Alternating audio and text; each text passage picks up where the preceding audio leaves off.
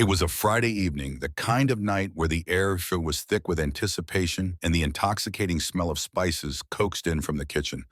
I pulled up to Ember Lane, my restaurant, my heart hidden beneath a baseball cap, trying to blend in with the crowd. It was a busy dinner rush, and I figured it was the perfect opportunity to sneak in unnoticed to witness my team in action without the pressure of my stardom looming over them. As I stepped inside, the energy was electric, the sound of laughter sizzling, pans and clinking silverware. Everyone was hustling, weaving through the tables, laughter mingling with the sounds of orders shouted across the room. But it didn't take long for me to notice a darker cloud creeping in among the chatter. Something wasn't quite right. At the center of this storm was Richard Carlson, our manager. He was known for his commanding presence, but tonight he was a bit too controlling, his voice sharper, his expressions more severe. Watching him bark orders at the staff felt like watching a maestro lead an orchestra, but instead of music, his commands echoed with apprehension. I felt a pit in my stomach. Something in his demeanor made me uneasy. It was that rigid authority, like walking on eggshells around him.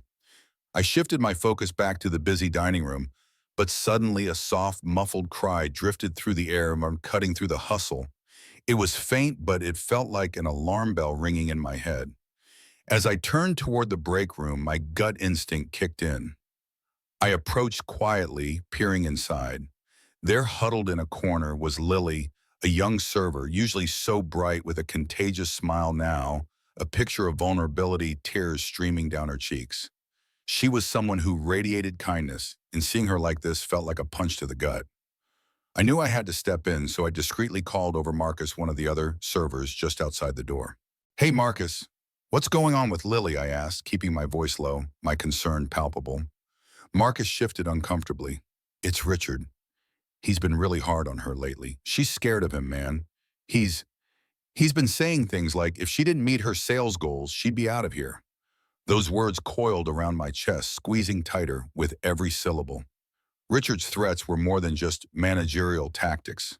They were a stone, crashing into the delicate fabric of our friendly work environment. I gave Marcus a firm nod, a silent acknowledgement that this couldn't go on any longer. Taking a deep breath, I approached Lily. "Hey, it's Vin. You're not alone. Okay, you're safe here. We're in this together." I could see her eyes flicker with the faintest spark of hope amidst her despair. She hesitated, choking back the tears. "I'm just so scared. He makes me feel like I can't do anything right." "Listen, Richard's behavior is absolutely not okay," I reassured her. "Let's get this sorted out. You deserve to work in a place where you're respected, where you feel safe." I didn't want it to make any promises I couldn't keep, but something inside me surged a deep-rooted need to protect what I loved most about Ember Lane, the people. I couldn't stand by while one of my own was being hurt. Then came the confrontation. This wasn't just a moment to bubble over. I was about to take a stand. I marched back to the front of the restaurant, finding Richard in the midst of a busy pit. "Richard?" I called out, my voice steady yet laced with the urgency of the situation. He turned, his facade of authority cracking slightly as he noticed me at the epicenter of the storm. "What do you want, Vin?" "You and I need to talk," I replied, staring him down. "What's happening here isn't just bad management, it's abusive."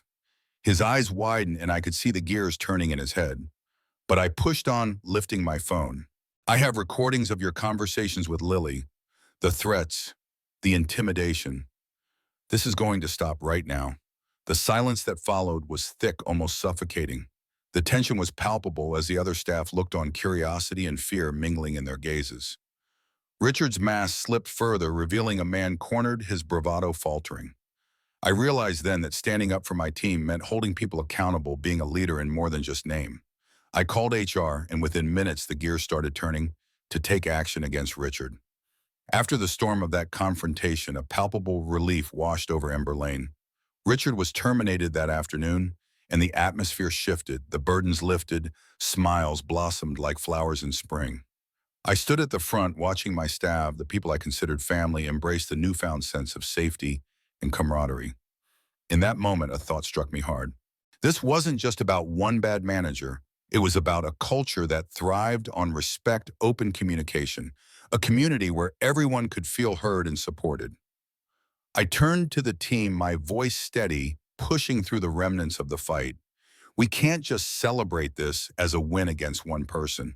We must keep pushing for a workplace that values kindness and teamwork and above everything else. As I walked out that night, I felt fulfilled, but there was still work to be done. This experience opened my eyes to a harsh reality, a painful reminder of just how crucial it is to speak up against abuse in any form. So I'm asking you, what's your experience? Have you ever faced an authority figure that made your world feel smaller? What did you do about it? Share your story in the comments below. Let's keep this conversation going because speaking up has the power to spark change.